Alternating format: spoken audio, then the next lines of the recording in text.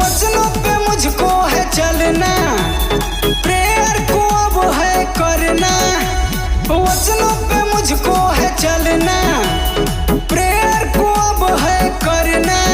पूरा दिल से है विश्वास करना, यकीन करना यकीन।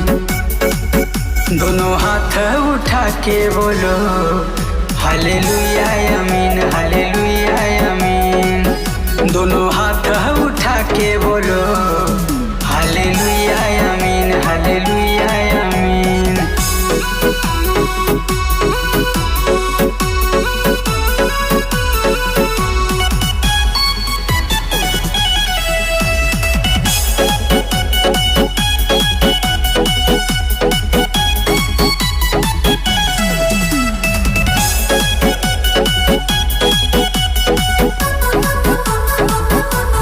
प्रभु की महिमा है अपरंपार, चलता है उनसे ये संसार।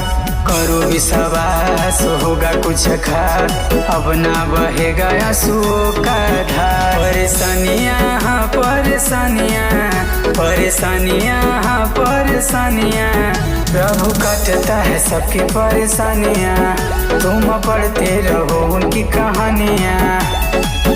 अब कहना न कभी है ये नामुमकिन, ये नामुमकिन।